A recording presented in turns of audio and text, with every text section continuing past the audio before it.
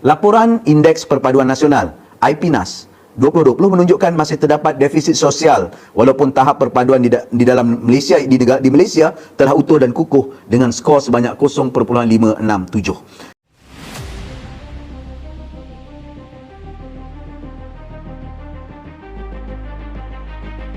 Apa itu defisit sosial? Defisit sosial bermakna kekurangan dalam konteks sosial yang memerlukan usaha penyatupaduan yang berterusan untuk meningkatkan tahap kesepaduan sosial. Kekurangan ini disebabkan jurang perbezaan persepsi dan pendapat dalam kalangan kelompok yang berbeza, bermula dengan individu, keluarga dan masyarakat. Defisit sosial merupakan isu dan hal yang belum selesai, perlu diusahakan satu persatu, memerlukan waktu dan juga kesabaran semua pihak. Selain itu, perancangan dan pelaksanaan pelan tindakan berasaskan prinsip tawar-menawar, perundingan ataupun mediasi. Terdapat beberapa perkara yang menjadi topik kepada isu ini.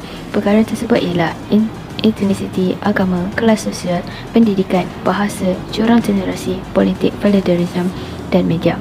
Hal ini melibatkan isu-isu yang boleh menjadi punca kepada runtuhnya kesepaduan sosial yang ingin dibangunkan. Jika tidak ditangani dengan berhemat, perkara-perkara seperti kenyataan berbau sensitif etnik, agama dan perlembagaan, pilihan raya, krisis ekonomi, dasar awam baru, kegagalan pembangunan, rasuah dan tadbir urus tidak berintegriti boleh menghancurkan benda, perkara atau apa-apa yang telah dibina selama ini dan akan menjadi parah jika tidak diatasi. Pandemik COVID-19 yang melanda Malaysia telah menyumbang kepada kemerosotan etika dan peradaban negara kita disebabkan perluasan defisit sosial dalam masyarakat. Kesannya diperhati daripada pelbagai aspek termasuklah dari segi sosioekonomi. Pandemik COVID-19 telah menyebabkan gangguan ekonomi global serta memaksa kerajaan untuk menguatkuasakan sekatan pergerakan seperti Movement Control Order (MCO). Faktor tersebut bermakna pengangguran dan kehilangan pendapatan untuk ribuan rakyat Malaysia, terutamanya daripada golongan P40, dengan keakibat seperti peningkatan kadar kemiskinan negara ke 8.4%.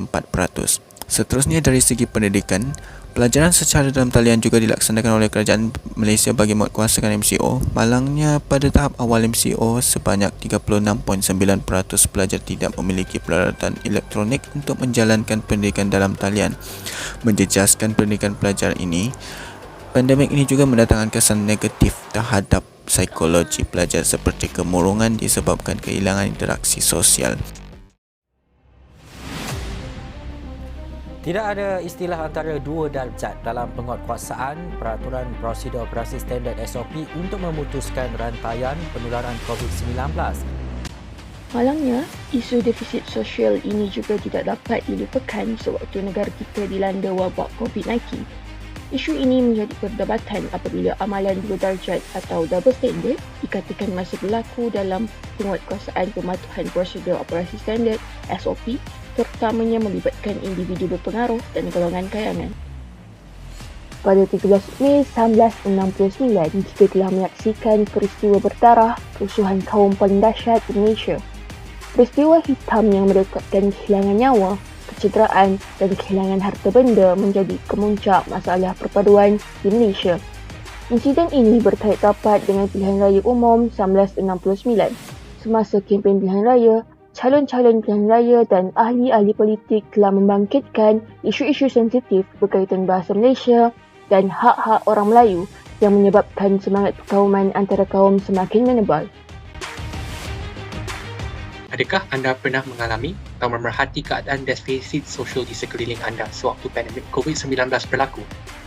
Saya dapat lihat berlaku perbezaan darjat di mana setengah golongan dikenakan denda yang tidak munasabah hanya kerana tidak memakai pelitup muka untuk seketika. Walhal ada golongan lagi yang masih terlepas dari hukuman walaupun menjalankan aktiviti sosial tanpa menghiraukan SOP yang ditetapkan.